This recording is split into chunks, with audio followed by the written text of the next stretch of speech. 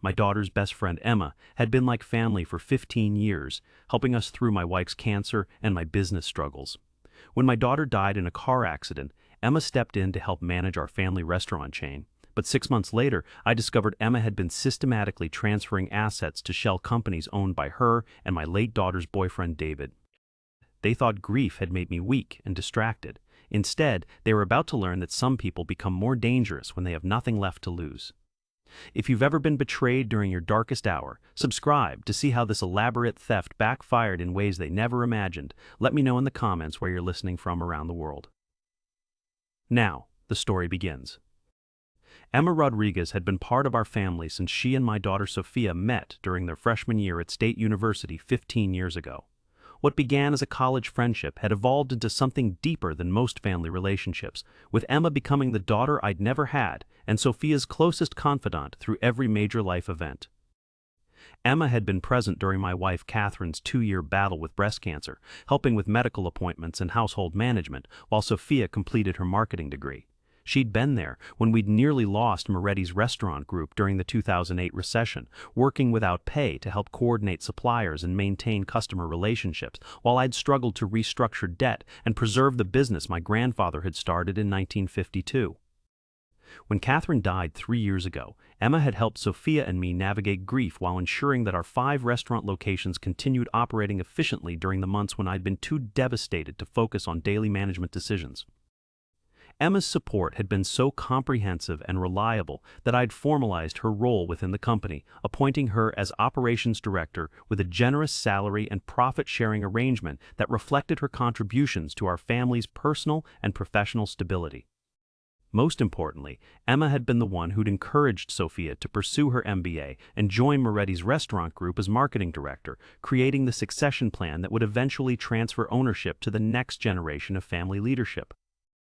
Emma and Sophia had worked together for 2 years developing expansion strategies, updating our brand identity, and implementing digital marketing campaigns that had increased revenue by 30% across all 5 locations.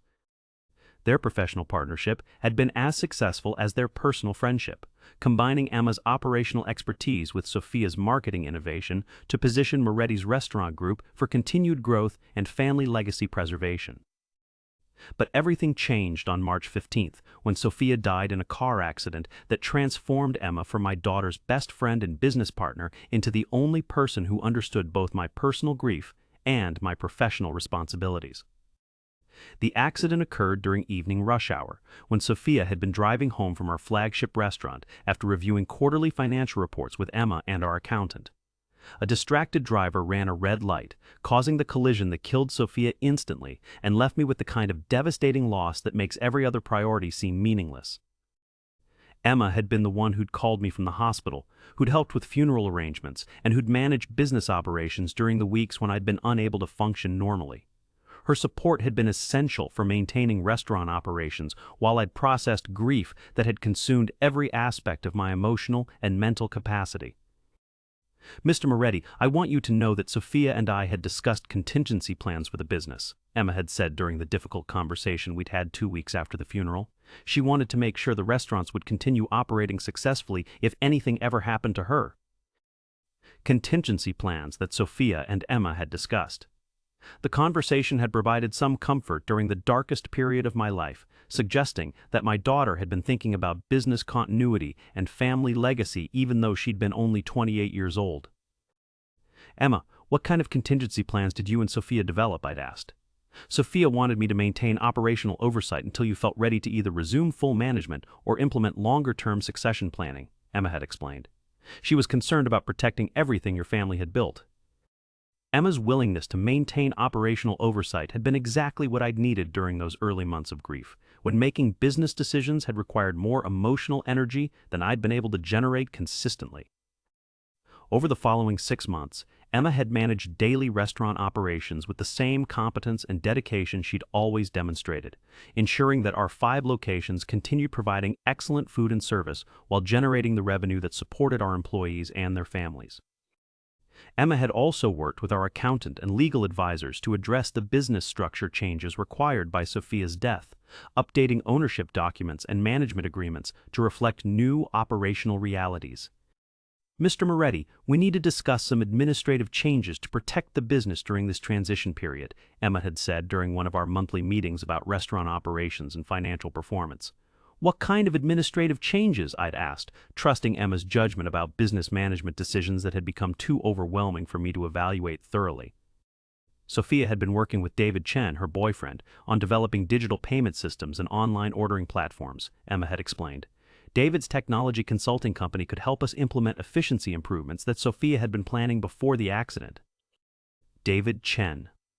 Sophia's boyfriend of 8 months, whom I'd met briefly at family gatherings but didn't know well enough to evaluate his professional capabilities or character. David worked in technology consulting and had seemed genuinely devoted to Sophia, though their relationship had been relatively new compared to Emma's 15-year integration into our family. Emma, what specific improvements was Sophia planning? I'd asked. Updated point-of-sale systems, integrated inventory management, and automated accounting processes that would reduce administrative costs while improving accuracy, Emma had said. David's company specializes in restaurant technology implementations. Technology improvements that would honor Sophia's business development plans while potentially reducing operational costs and improving efficiency across our 5 restaurant locations. The proposals had sounded reasonable, and implementing changes that Sophia had been planning had felt like honoring her vision for the business future. Emma, I trust your judgment about these technology upgrades, I'd said, delegating decisions that normally would have required my direct oversight and approval. Over the following months, Emma had coordinated with David's technology consulting company to implement the digital systems and operational improvements that she'd described as Sophia's final business development project. The changes had been implemented gradually across our 5 locations, with new payment processing systems, inventory management software, and accounting platforms that Emma had assured me would generate long-term cost savings and operational efficiency improvements. But 6 months after Sophia's death, I'd begun noticing irregularities in our financial reports that suggested the technology improvements might have created problems rather than solutions for our restaurant operations. Revenue numbers that didn't align with customer traffic patterns, expense categories that seemed disproportionately high compared to historical operational costs, inventory management reports that showed discrepancies between recorded purchases and actual food service requirements. The irregularities had been subtle enough to avoid immediate detection, but comprehensive enough to suggest systematic problems with the technology systems that Emma and David had implemented during my period of grief-induced inattention to detailed business management. My investigation into these financial irregularities would reveal whether Emma's administrative changes had been designed to honor Sophia's business vision or to exploit my grief for purposes that had nothing to do with restaurant operational efficiency or family legacy preservation. Some discoveries about betrayal can only be made by people who've lost everything that matters to them and therefore have nothing left to lose by uncovering the truth about those they'd trusted completely. Emma was about to learn whether I'd been too devastated by grief to notice systematic manipulation of the business Sophia had died trying to protect and expand. The financial irregularities I'd noticed in our quarterly reports required professional investigation to determine whether they represented accounting errors, system implementation problems, or something more deliberate that had been disguised as technology improvements during my period of grief-focused inattention. I hired Jennifer Walsh, a forensic accountant who specialized in restaurant industry financial analysis and fraud detection, to conduct comprehensive review of our accounts, transaction records, and the technology systems that Emma and David had implemented over the past 6 months. Mr. Moretti, I'll need access to all financial records, bank statements, vendor contracts, and system administration logs for the technology platforms that were installed after your daughter's death, Jennifer explained during our initial meeting. What specific types of problems should I be concerned about? I asked. Revenue diversion, inflated expenses, ghost vendors, and unauthorized access to financial accounts, Jennifer replied.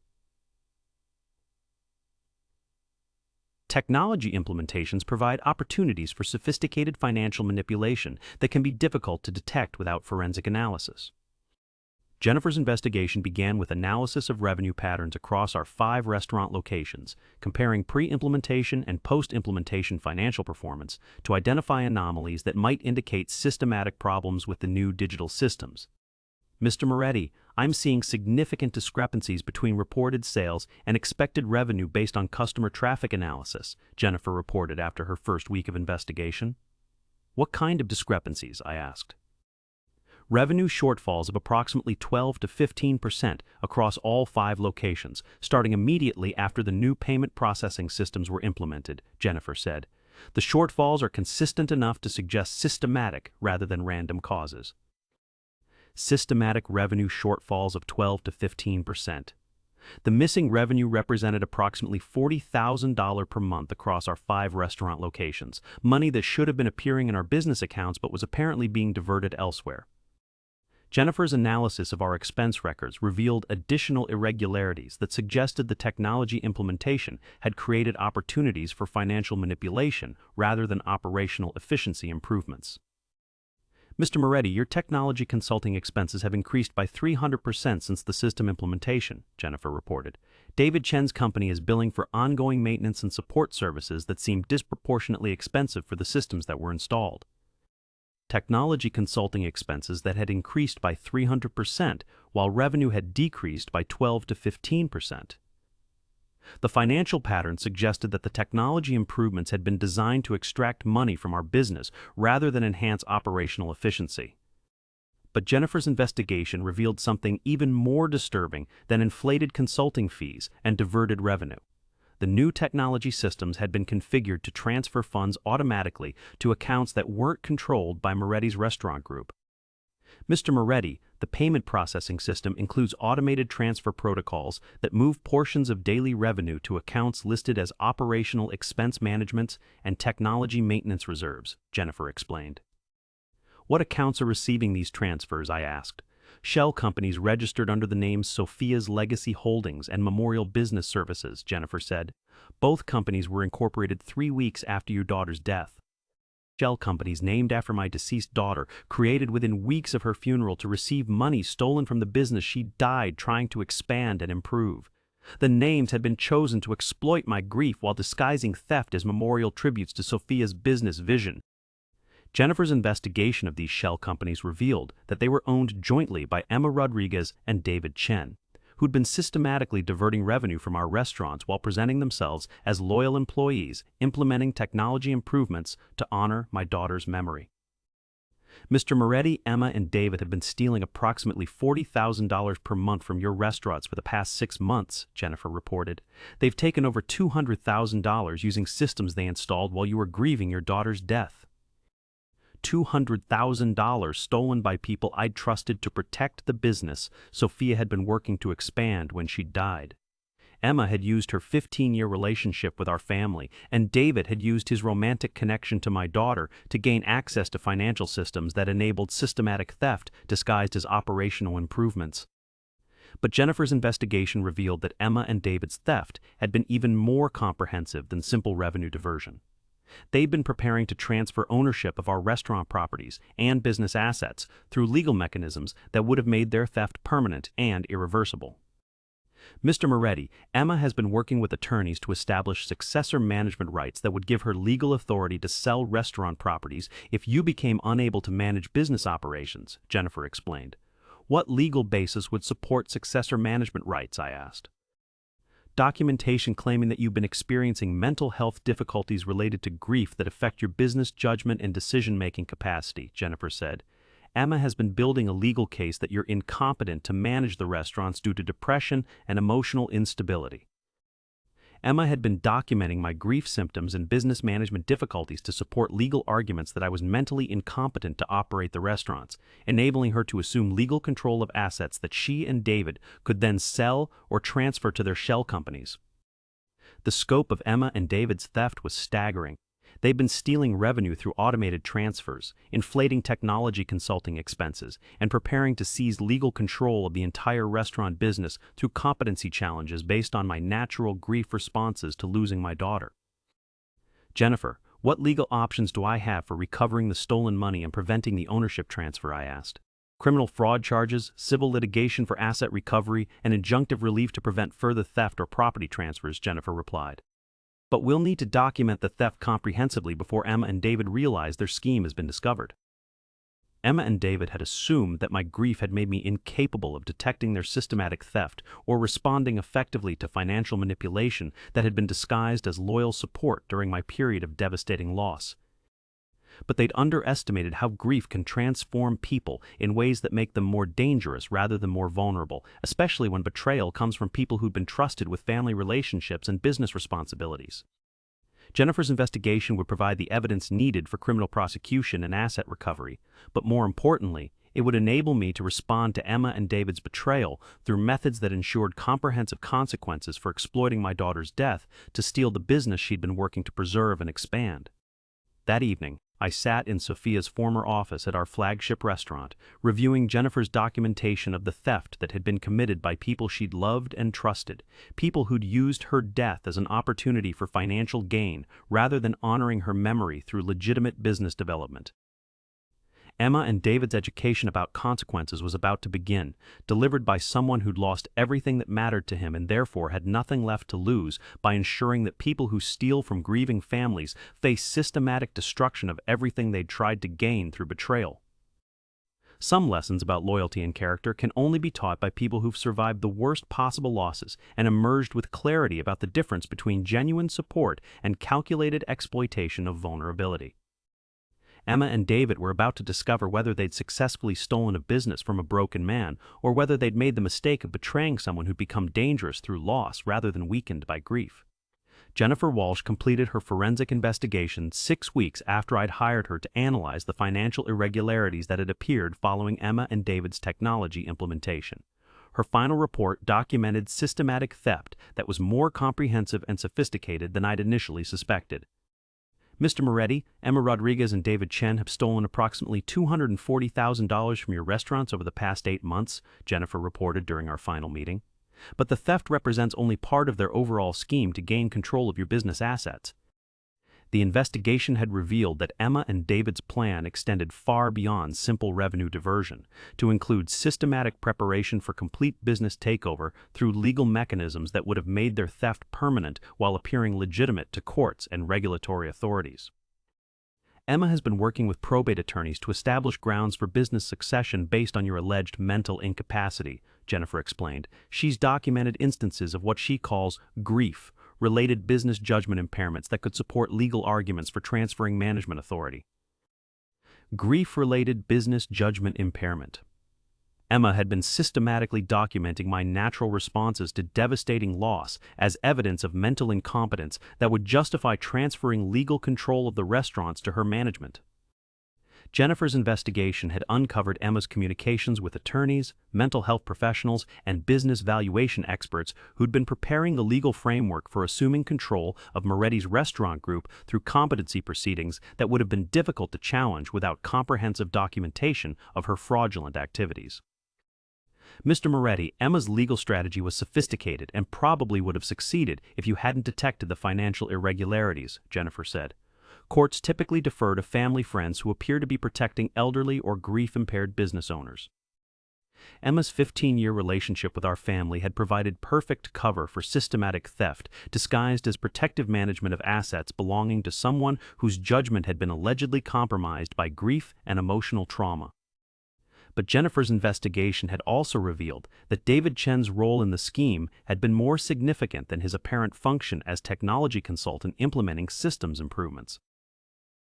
David had been the primary architect of the theft mechanism, while Emma had provided access and credibility through her family relationships. David Chen designed the automated transfer protocols that have been diverting revenue to shell companies, Jennifer reported. He also created the documentation systems that made the theft appear as legitimate operational expenses rather than unauthorized transfers. David had used his relationship with Sophia to gain access to our business systems, then exploited that access to design theft mechanisms that operated automatically while appearing as normal technology maintenance and operational support services. Mr. Moretti, David's technology consulting company exists primarily to facilitate the theft of your restaurant revenue, Jennifer continued. The actual technology improvements represent less than 20% of the consulting fees he's been charging. David's consulting fees had been grossly inflated to disguise theft as legitimate business expenses while providing minimal actual technology improvements that could justify the massive costs he'd been charging for system implementation and maintenance. But the most devastating aspect of Jennifer's investigation was her discovery that Emma and David had been planning to accelerate their business takeover timeline by exploiting additional family tragedies that they'd been prepared to create if necessary. Mr. Moretti, I found communications suggesting that Emma and David were prepared to document additional evidence of your mental decline if their current legal strategy encountered resistance, Jennifer explained. What kind of additional evidence? I asked. Medical emergency situations that would demonstrate your inability to manage business operations safely, Jennifer said. Emma has been researching medication interactions and health conditions that could create apparent cognitive impairment in elderly individuals.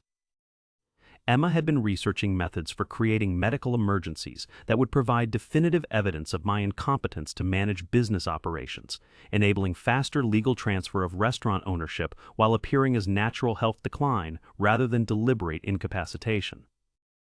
The scope of Emma and David's scheme was staggering in its comprehensive planning and its willingness to exploit or create additional family tragedies to complete their theft of the business Sophia had died trying to preserve and expand. Jennifer, what's the timeline for implementing criminal prosecution and asset recovery? I asked.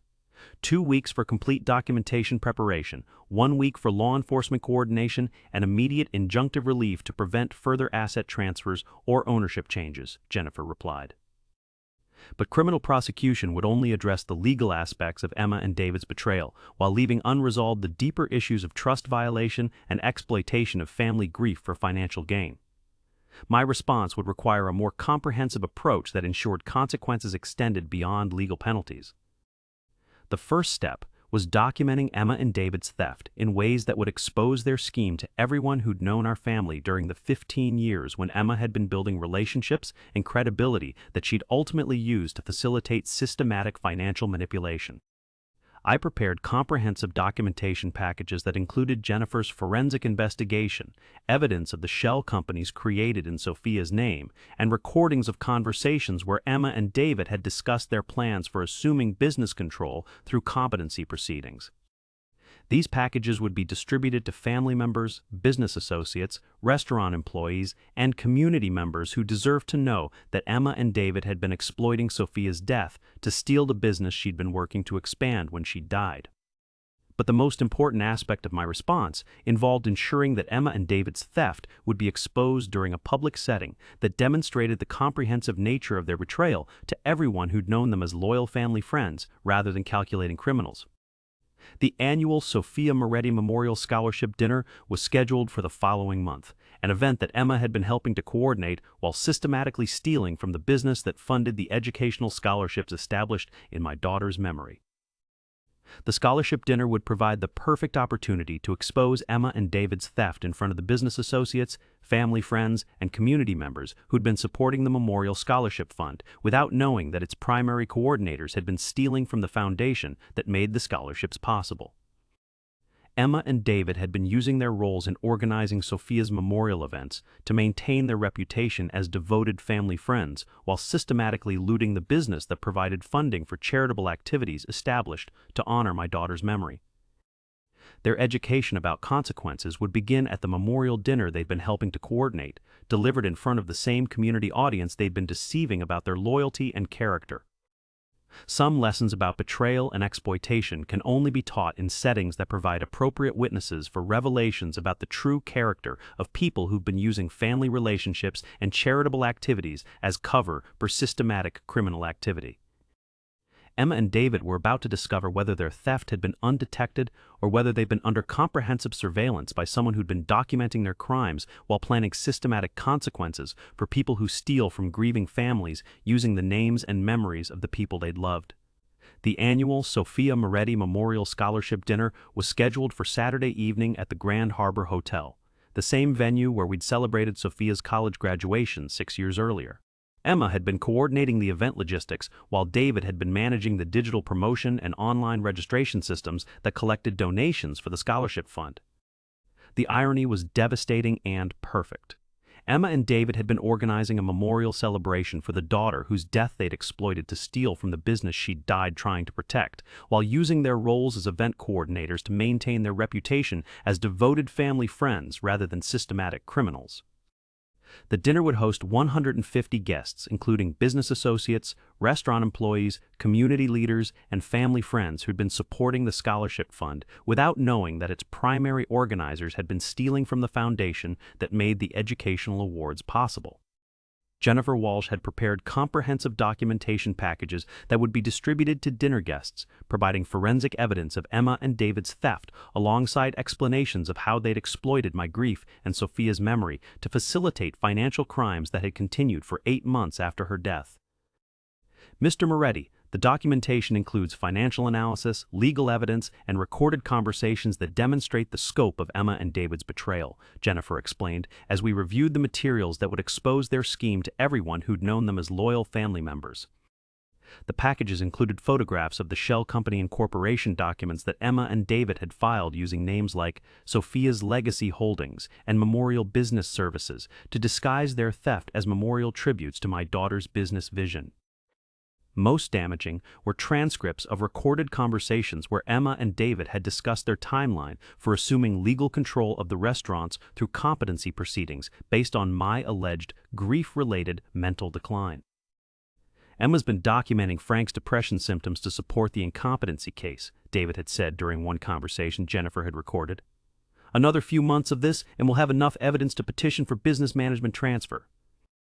Emma and David had been systematically exploiting my natural grief responses as evidence of mental incompetence while simultaneously stealing the revenue that supported the Memorial Scholarship Fund they'd been helping to coordinate. But my preparation for the scholarship dinner extended beyond simple exposure of their theft to include comprehensive consequences that would affect every aspect of their personal and professional lives. I'd contacted Detective Sarah Martinez from the Financial Crimes Unit to coordinate criminal prosecution that would begin immediately after the dinner exposure, ensuring that Emma and David would face felony charges for elder abuse, fraud, and exploitation of charitable organizations. Mr. Moretti, we'll have arrest warrants ready for execution immediately after you present the evidence at the memorial dinner, Detective Martinez confirmed. The charges include grand theft, elder abuse, and conspiracy to commit fraud. The criminal charges would ensure that Emma and David faced legal consequences that included prison sentences and restitution requirements, but more importantly, their arrest at the memorial dinner would demonstrate to everyone present that their theft had been comprehensive and systematic rather than simple business disputes or misunderstandings.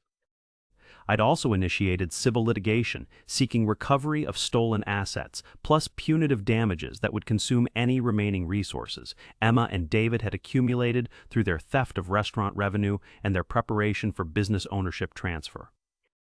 Frank, we're seeking recovery of $240,000 in stolen assets plus additional damages for emotional distress and business disruption, my attorney explained. The civil litigation will ensure that Emma and David face financial consequences that extend far beyond criminal penalties.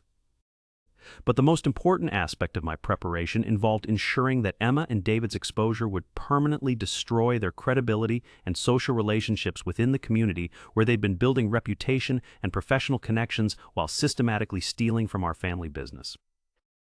The guest list for the memorial dinner included restaurant industry leaders, community business owners, and professional service providers who would never work with Emma or David again after learning that they'd been stealing from a grieving father while coordinating memorial events for his deceased daughter. Thursday evening, 2 days before the memorial dinner, Emma visited my house to discuss final event coordination details while having no idea that her theft had been discovered and comprehensively documented for criminal prosecution and public exposure. Mr. Moretti, I wanted to review the dinner program with you, Emma said as she sat in my living room carrying event planning materials while remaining completely unaware that she was under surveillance and that her conversations were being recorded for legal evidence.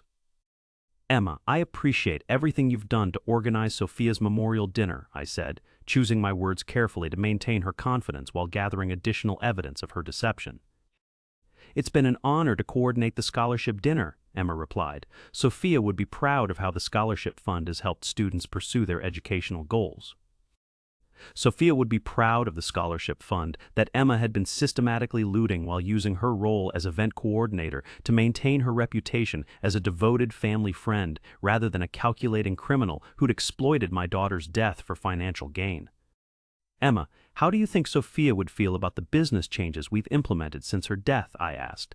I think she'd appreciate that we've been able to maintain the restaurant operations while implementing the technology improvements she'd been planning, Emma said, referring to the theft mechanisms she and David had disguised as operational enhancements.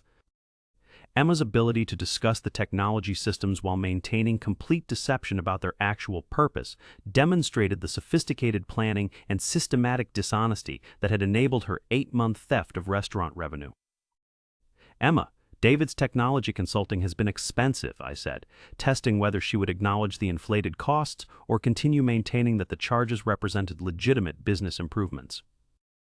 The initial implementation costs were significant, but the long-term operational savings will justify the investment, Emma replied, providing exactly the kind of response that demonstrated her continued commitment to maintaining the deception until the business ownership transfer could be completed. Emma's confidence about long-term operational savings was particularly telling, since the technology systems had been designed to transfer restaurant ownership to her and David rather than generate actual business improvements. Friday afternoon, David visited the flagship restaurant to conduct what he'd described as final system maintenance before the memorial dinner, providing additional opportunity to document his role in the theft while he remained unaware that his activities were being monitored and recorded. Mr. Moretti, I want to make sure all the payment processing systems are functioning perfectly for the memorial dinner, David said as he accessed the computer systems that had been transferring revenue to shell companies for the past 8 months. David, the technology systems you've implemented have been very sophisticated, I said, watching him work on the theft mechanisms while maintaining his facade of legitimate technology consulting. Sophia had great vision for restaurant technology integration, David replied. These systems will position Moretti's restaurant group for continued growth and efficiency improvements. David's reference to Sophia's vision while working on systems designed to steal the business she'd been trying to expand was particularly cruel, demonstrating his willingness to exploit her memory while systematically destroying everything she'd worked to build. David, what happens if I'm unable to manage the restaurants effectively in the future? I asked, testing whether he would reveal information about the competency proceedings Emma had been preparing. Emma and I have discussed contingency plans to ensure business continuity, David said carefully. We want to protect everything Sophia was working toward. Contingency plans that included legal mechanisms for assuming business control through competency proceedings while presenting themselves as protective family friends rather than criminals who'd been stealing from the business they claimed to be preserving. Saturday evening would reveal whether Emma and David's theft had been undetected or whether they'd been under comprehensive surveillance by someone who'd been documenting their crimes while planning consequences that would destroy every aspect of the lives they'd been building through systematic betrayal of family trust and exploitation of grief. Some lessons about loyalty and character can only be taught in settings that provide appropriate audiences for revelations about the true nature of people who've been using charitable activities and family relationships as cover for systematic criminal activity. Emma and David were about to discover that some people become more dangerous when they've lost everything that matters to them, and that stealing from grieving families requires consequences that match the scope of the betrayal and the depth of the violation. The Sophia Moretti Memorial Scholarship Dinner began with the same elegant formality that had characterized our family celebrations before. Emma and David had started using my daughter's death as an opportunity for systematic theft disguised as loyal support during my period of devastating grief. 150 guests assembled in the Grand Harbor Hotel ballroom, including business associates who'd known Sophia since childhood, restaurant employees who'd worked with her during her 2 years as marketing director, and community leaders who'd supported the scholarship fund without knowing that its coordinators had been stealing from the foundation that funded educational awards.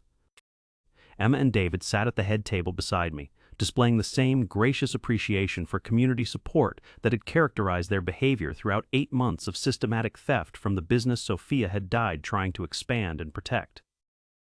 Ladies and gentlemen, welcome to the 3rd annual Sophia Moretti Memorial Scholarship Dinner, Emma announced as she began the program with remarks about my daughter's commitment to education and community service. Emma's opening speech was eloquent and heartfelt, describing Sophia's vision for using business success to support educational opportunities for students who couldn't afford college without financial assistance. Every word was accurate about Sophia's character and goals, making Emma's systematic theft of the scholarship funding even more reprehensible.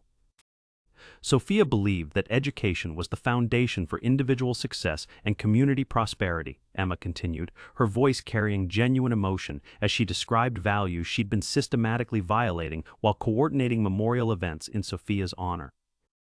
David followed with technical remarks about the scholarship fund's digital infrastructure and online donation systems, explaining how technology improvements had streamlined fundraising while making donations more accessible to community supporters.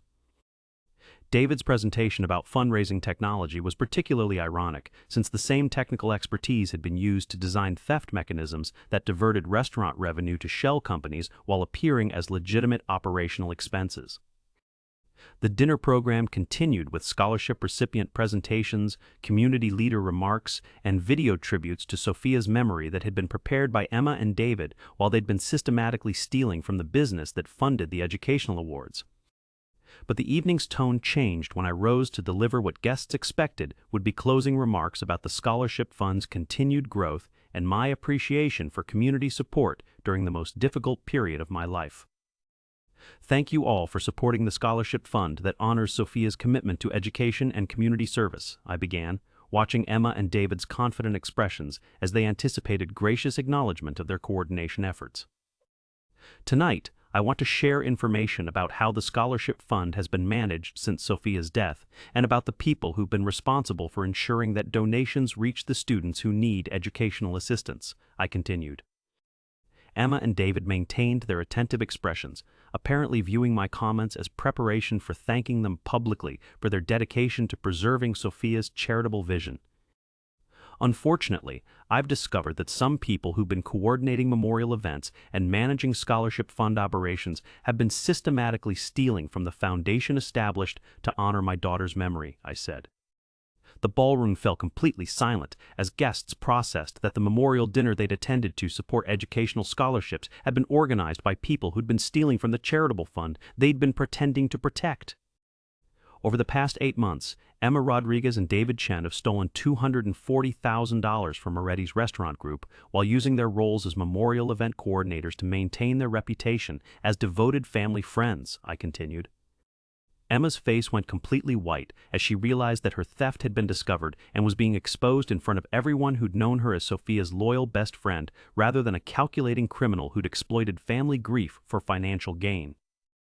David attempted to interrupt, but I continued with the systematic presentation that would destroy their credibility permanently while demonstrating the comprehensive nature of their betrayal to everyone present. Emma and David created shell companies using names like Sophia's Legacy Holdings and Memorial Business Services to disguise their theft as memorial tributes while systematically transferring restaurant revenue to accounts they controlled, I explained. I distributed Jennifer Walsh's forensic investigation report to guests, providing documented evidence of the automated transfer systems, inflated consulting fees, and legal preparations for business ownership seizure that Emma and David had been implementing while coordinating Sophia's memorial events. Emma has been working with attorneys to establish legal grounds for business succession based on my alleged mental incompetence, I continued. She's been documenting my grief responses as evidence of cognitive impairment that would justify transferring restaurant ownership to her management. The guest list included people who'd known Emma for 15 years and David for the 8 months he'd been dating Sophia, many of whom were learning for the first time that their trust and sympathy had been systematically exploited by criminals who'd been using family relationships and charitable activities as cover for sophisticated theft. Most disturbing, Emma and David have been researching methods for creating medical emergencies that would provide additional evidence of my incompetence if their current legal strategy encountered resistance, I said. The revelation that Emma and David had been prepared to create additional family tragedies to complete their theft caused audible gasps from guests who understood that systematic financial manipulation had been escalating toward potential physical harm. Detective Sarah Martinez and 2 uniformed officers entered the ballroom as I concluded my presentation, approaching the head table where Emma and David sat in shocked silence while processing that their comprehensive planning had been exposed and documented for criminal prosecution. Emma Rodriguez and David Chen, you're under arrest for grand theft, elder abuse, and conspiracy to commit fraud, Detective Martinez announced as she placed handcuffs on 2 people who'd spent months coordinating memorial events while systematically stealing from the family they'd been pretending to support. The arrest of Emma and David at the memorial dinner they'd been coordinating provided perfect demonstration to everyone present that their theft had been systematic and premeditated, rather than simple financial disputes or business misunderstandings. Guests watched in shocked silence as two people they'd known as devoted family friends were led away in handcuffs while facing felony charges for exploiting grief and charitable activities to facilitate crimes that had continued for 8 months after Sophia's death. The memorial dinner that was supposed to celebrate Sophia's commitment to education and community service had instead exposed systematic betrayal by people who'd been using her memory and her family's trust to steal from the business she'd been working to expand when she died. Emma's 15 years of family integration and David's romantic relationship with Sophia had provided perfect cover for theft that had been disguised as loyal support during my period of grief-induced vulnerability to manipulation by people I'd trusted completely. But their arrest was only the beginning of consequences that would follow them for years beyond their criminal sentences, as everyone who'd known them as charitable family friends learned that they'd been systematically stealing from memorial funds while coordinating events that honored the memory of someone they'd been exploiting for financial gain. Some revelations about betrayal can only be delivered in settings that provide appropriate witnesses for understanding the true character of people who've been using family relationships and charitable activities as cover for criminal behavior that violates the most fundamental principles of loyalty and trust. Emma and David had learned that some people survive devastating loss by becoming more dangerous rather than more vulnerable, and that stealing from grieving families requires facing consequences that extend far beyond legal penalties to include systematic destruction of every relationship and opportunity they'd built through deception. The criminal trial of Emma Rodriguez and David Chen began 8 months after their arrest at the memorial dinner, providing comprehensive public documentation of their systematic theft and their exploitation of family grief for financial gain that had continued for nearly a year after Sophia's death. The defendants exploited Mr. Moretti's natural grief responses to steal $240,000 while preparing to seize legal control of his business through competency proceedings based on fabricated evidence of mental decline, Prosecutor Janet Williams explained during opening statements. The evidence presented during the trial included Jennifer Walsh's forensic investigation, recorded conversations documenting Emma and David's theft planning, and testimony from witnesses who'd observed their systematic deception while they'd been coordinating memorial events and charitable activities. Emma's defense attorney attempted to characterize her actions as misguided attempts to protect family business interests during my period of grief-related decision-making difficulties, but the evidence of systematic theft and legal preparation for business seizure contradicted claims about protective intentions. Emma Rodriguez used her 15-year relationship with the Moretti family to gain access to business systems that enabled systematic theft disguised as operational improvements, Prosecutor Williams said during closing arguments. David's defense focused on his limited knowledge of restaurant operations and his reliance on Emma's guidance about business management decisions, but recorded conversations revealed his central role in designing theft mechanisms and preparing legal documents for business ownership transfer. The jury deliberated for 6 hours before returning guilty verdicts on all charges, including grand theft, elder abuse, conspiracy to commit fraud, and exploitation of charitable organizations. Emma and David faced sentences that reflected the systematic nature of their crimes and their exploitation of family relationships during a period of devastating loss. Emma Rodriguez is sentenced to 7 years in state prison plus 5 years of supervised probation, Judge Robert Chen announced. David Chen is sentenced to 5 years in state prison plus 7 years of supervised probation. The sentences included full restitution of stolen assets plus punitive damages that would consume any remaining resources Emma and David had accumulated through their theft of restaurant revenue and their preparation for business ownership seizure. But the criminal convictions were only one aspect of consequences that had systematically destroyed every relationship and opportunity Emma and David had built through their deception and exploitation of family trust.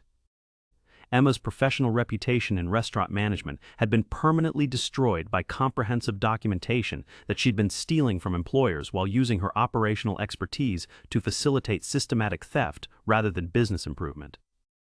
David's technology consulting company had lost all clients following disclosure that his expertise had been used to design theft mechanisms rather than legitimate operational improvements, and his professional licensing had been revoked due to criminal convictions for financial fraud. Most importantly, Emma and David's conviction and imprisonment had provided comprehensive validation that my suspicions about their betrayal had been accurate rather than paranoid responses to grief-related mental impairment that they'd been documenting for competency proceedings. The trial testimony had demonstrated that my business judgment and decision-making capacity had been sound throughout the period when Emma and David had been claiming evidence of cognitive decline that would justify transferring restaurant ownership to their management. 2 years after Emma and David's conviction, I had rebuilt Moretti's restaurant group into a more successful operation than it had been before their theft, implementing legitimate technology improvements and operational efficiency measures that generated actual business benefits rather than disguised theft mechanisms. The restaurant business that Sophia had been working to expand when she died had been preserved and enhanced through systematic recovery from the damage Emma and David had caused while exploiting her memory and our family relationships for financial gain. The Sophia Moretti Memorial Scholarship Fund had been restored to full financial health through recovery of stolen assets and additional donations from community members who'd been inspired by our family's resilience in responding to systematic betrayal with determination to honor Sophia's charitable vision. Mr. Moretti, the scholarship fund has provided educational assistance to over 50 students since the theft was exposed and the assets were recovered, the foundation director reported during our annual meeting. The fund is now larger and more sustainable than before the criminal activity. Emma and David's attempt to steal Sophia's memorial legacy had ultimately strengthened the charitable foundation and increased community support for educational scholarships that honored my daughter's commitment to helping students achieve their academic goals. 3 years after the memorial dinner revelation, I received letters from Emma and David in state prison, written as part of court-mandated victim reconciliation programs that required them to acknowledge their crimes and attempt to make amends with people they'd systematically betrayed. Mr. Moretti, Emma wrote, I know I can't undo the damage I caused to your family and to Sophia's memory, but I want you to know that prison has taught me something important about the difference between supporting people during grief and exploiting their vulnerability for personal gain. Emma's letter acknowledged that her theft had violated not only legal standards, but also the trust that had been built through 15 years of family relationships that I'd believed were based on genuine affection rather than systematic evaluation of opportunities for financial exploitation. David's letter included similar acknowledgments of criminal behavior and expressions of remorse for exploiting his relationship with Sophia to gain access to business systems that enabled systematic theft disguised as technology improvements. I used Sophia's love and trust as weapons against her family, David wrote. I turned her death into an opportunity for theft rather than honoring her memory through legitimate support for her father's business and charitable activities. But letters from prison are different from developing the character that would have prevented systematic theft and exploitation of family grief in the first place, and I remain convinced that Emma and David's primary regret was being caught rather than genuine understanding of the damage they'd caused. 4 years after their arrest, I established the Moretti Foundation for Business Ethics, using money recovered through civil litigation against Emma and David to fund education about detecting and preventing systematic theft that exploits family relationships and charitable activities. Mr. Moretti, your foundation has helped hundreds of family businesses develop security procedures that protect against theft by trusted employees and family friends, the foundation director reported. The education programs have prevented millions of dollars in potential losses. The foundation provided exactly the kind of business security education that could have protected our family from Emma and David's systematic theft if such resources had been available when we'd been most vulnerable to exploitation by people we'd trusted completely.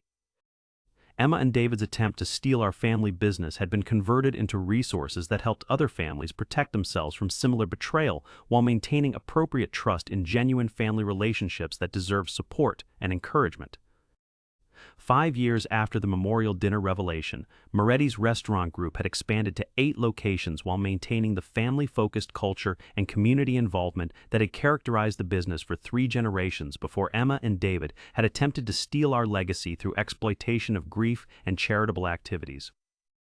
The business Sophia had been working to expand when she died had achieved the growth and success she'd envisioned, but through legitimate operational improvements and community support rather than theft mechanisms disguised as technology enhancements. Some people survived devastating loss by rebuilding everything that was damaged, while ensuring that the memory of people they loved is honored through achievements that create lasting value rather than temporary relief from grief.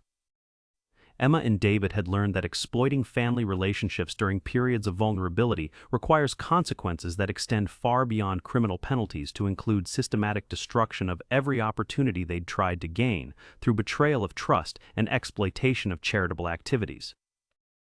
The education had been expensive but comprehensive, worth every dollar recovered and every relationship clarified to teach it properly. I hope this story touched you, especially those protecting family businesses and charitable activities from exploitation by people who use trust and grief as opportunities for systematic theft.